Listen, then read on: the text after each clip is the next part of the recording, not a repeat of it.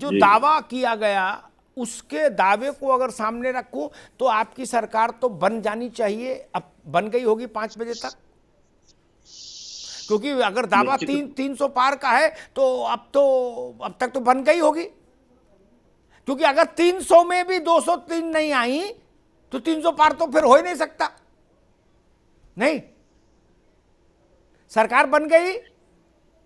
देखिए थोड़ा बुलंदी से बोलो, चेहरे से भी तो लगे कि जो बोल रहे हो वो बात है कहीं नहीं, बोल कुछ रहे हो, चेहरा कुछ बता रहा है, यही तो समस्या है उत्तर प्रदेश में। नहीं, समस्या नहीं, असल में पूर्वांचल में हूँ, लगातार चुनाव प्रचार में व्यस्त हूँ और एक एक दिन में कई सभाएं करनी पड़ती, इसलिए बड़ा स्थिति बिगड़ गई है।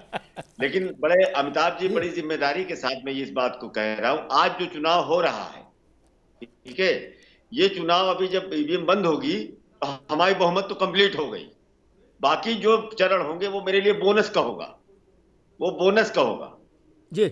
आज तो हमारी बहुमत आ जाएगी, हमको आज स्पष्ट बहुमत मिल जाएगी अभी शाम तक, लेकिन जो अगला जो चरण बाकी है 3 तारीख का छठवा, ये हमारा बोनस रहेगा।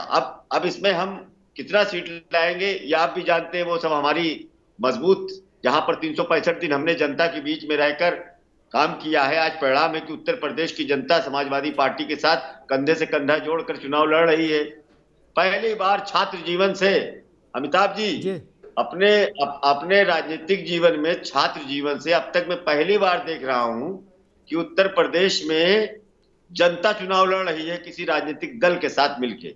अभी जो है, कल मैं था अपने सिद्धार्थनगर जिले में इटवा में, जहां के माता प्रसाद पांडे जी बड़ी पृष्ठभूमि के नेता हैं, बड़े नेता हैं।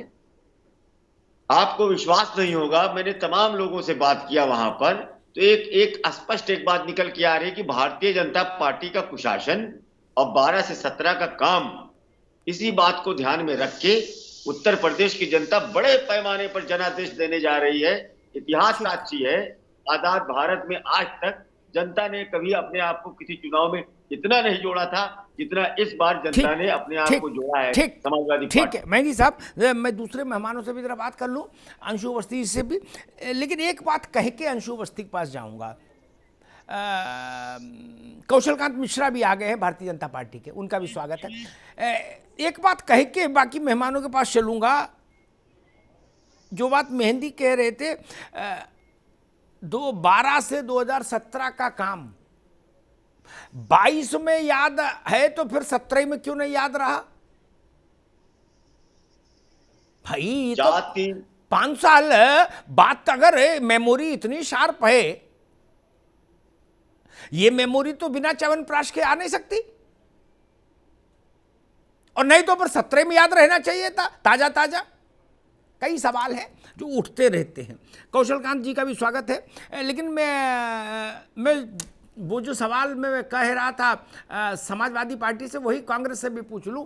अंशु अवस्थी जी, 2/3 चुनाव निपट गया, अब ना तो मुद्दों का मसला है ना बयानों का मसला है, सारे नेताओं के भाषण स्टीरियोटाइप हो गए, टॉप लीडर से लेके नीचे तक। क्या लोग ऊब गए भाषणों से?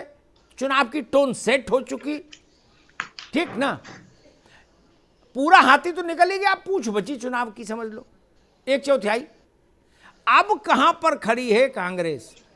कल मैं से कांग्रेस के एक मित्र कह रहे थे इसी मंच पर कि भाई साहब, अब बाकी परिणाम क्या होगा ये तो नहीं कह सकते, लेकिन हमारे बिना सरकार नहीं बना पाएगा कोई।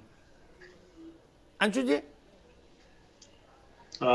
देखिए अमिताभ जी, अगर आप भारतीय जनता पार्टी के 5 साल के कार्यकाल को देखें, सत्ता पक्ष को, और उसके साथ अगर विपक्ष को देखें, तो जनता के मुद्दों पर, चाहे वो सभी प्रत्येक वर्ग, नौजवान हो, किसान हो या महिलाएं हो, या जो उनकी समस्याएं रही हो कोरोना काल में, तो जो एक विपक्ष की जिम्मेदारी निभानी चाहिए वो हमने बखूबी निभाई।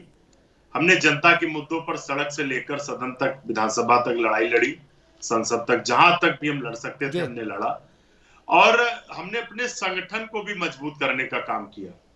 हमारी कोशिश है कि जो चुनाव है 2022 का, वो मुद्दों पर हो, जनता के, ना कि जो प्रधानमंत्री जी मंचों से कह रहे हैं कि हमारा त्योहार तुम्हारा त्योहार। आदित्यनाथ जी जिस तरीके की एक जहरीली भाषा बोल रहे हैं, ठीक है, हो सकता है उनका राजनीतिक उससे स्वार्थ हो जाए, फायदा हो जाए, लेकिन उनकी बातों से, उनके बयानों से जनता का कोई फायदा नहीं हो रहा। तो हमने कोशिश की है कि जनता के मुद्दों पर चुनाव हो। प्रियंका गांधी जी के नेतृत्व में हमने शानदार 3 अलग अलग विधान बनाए, युवाओं के लिए अलग से भर्ती विधान, महिलाओं के लिए शक्ति विधान और सभी के लिए उन्नति विधान। तो जनता मुद्दों पर चुनाव लड़ रही है और भारतीय जनता पार्टी को ये बात समझ में आ चुकी है, क्योंकि उनकी जो हताशा है वो अपने 5 साल की उपलब्धि नहीं बता पा रहे हैं, डबल इंजन की सरकार की उपलब्धि नहीं बता पा रहे हैं। और हाँ, अब किसी भी मंच से आप ये नहीं सुनते होंगे भाजपा के नेता को कि अच्छे दिन कहां गए, अच्छे दिन आए कि नहीं आए, किसानों का एक दुगनी हुई कि नहीं। तो निश्चित तौर से हमें पूरा भरोसा है प्रदेश की जनता पर कि हमें पूरा आशीर्वाद अपना देगी और भारतीय जनता पार्टी का सफाया होगा, क्योंकि प्रदेश की जनता वाकई में सत्ता के सामने खड़े होकर चुनाव लड़ रही। जिस तरीके से भाजपा के नेताओं की मंचों में लोग नहीं आ रहे, रैलियों में लोग नहीं आ रहे, विरोध हो रहा जगह जगह, भाजपा के विधायक भगाए जा रहे हैं, तो जनता का आशीर्वाद हमें मिलेगा, हमें भरोसा है। ठीक है अंशु भाई। कौशलकांत मिश्रा जी, आपके दोनों प्रतिद्वंदी प्रतिस्पर्धी दल कह रहे कि भाई अब जनता चुनाव लड़ रही है भाजपा के खिलाफ, ठीक, और भाजपा वाले भी यही कह रहे कि अब जनता चुनाव लड़ रही है भाजपा का, सपा बसपा कांग्रेस के खिलाफ, ठीक। लेकिन मैं पूछना चाह रहा हूं, 2/3 चुनाव निपट गया, ठीक। अब ना तो ऐसा है कि अमित शाह जी की एक रैली से कोई दृश्य बदल जाएगा, योगी जी की रैली से या मोदी जी की रैली से, या कोई नया मुद्दा है, सब तो जो कुछ टोन सेट होनी थी हो गई। अब अखिलेश जी रैली कर रहे हैं कि प्रियंका जी कर रही हैं कि योगी जी कर रहे हैं, इससे बहुत फर्क नहीं पड़ता। अब तो चुनाव की भाव मुद्रा तय हो गई, 2/3 चुनाव हो संपन्न हो गया भाई। अब और अगर 2017 टाइप की सरकार, पार्टी की बात नहीं कर रहा, टाइप की सरकार बनाना होगा उत्तर प्रदेश को, तो आज शाम 5 बजे ईवीएम में सरकार भी कैद हो गई होगी ना। फिर छठा और 7वां चरण तो केवल उस बहुमत, सामान्य बहुमत को आकर्षक और आकर्षक बहुमत बनाने का मामला रहता है। उस परिस्थिति में भारतीय जनता पार्टी खुद को कहां पा रही है, कौशलकांत जी? अमिताभ जी, भारतीय जनता पार्टी अपने आप को पूरी तरह से दोबारा सत्ता में देख रही है और इसमें कोई कंफ्यूजन नहीं है। ये जो लोग भी, विपक्षी लोग कुछ भी कह सकते हैं और कोई भी बात कह सकते हैं, हर आदमी अपनी अपनी बात कहता है। हम बात करते हैं काम की और काम के बेसिस पे ही हम बात करते हैं। आप देखिए, अब मैं बताना चाहूंगा दोबारा काम कि गरीबों के लिए क्या होता है, रोटी कपड़ा मकान होता है, वो दिया गया, शौचालय दिया गया, बिजली दी गई, सुरक्षा दी गई, व्यवस्था दी गई, हर चीज जो एक बेसिक गरीब आदमी की जरूरत होती वो दिया गया।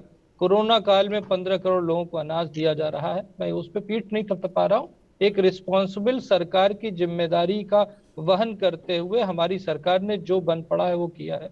इसके अलावा अगर हम बात करते हैं कि इकोनॉमी कहाँ गई प्रदेश की, तो आप देखिए इकोनॉमी में देखें तो हम ईज ऑफ डूइंग बिजनेस में 14वें नंबर से दूसरे एक बात नंबर बताएं, ये सुन लो, ये जो बाबुओं ने दिमाग में नेताओं का भ्रमित करने का नया फंडा निकाला है, नया पुराना फंडा है उनका, ये ईज ऑफ डूइंग बिजनेस, फलाना दिखाना, इन सब सेंसेक्स इंडेक्स फला रिपोर्ट दिखा, इनसे उत्तर प्रदेश के आदमी से क्या लेने देना?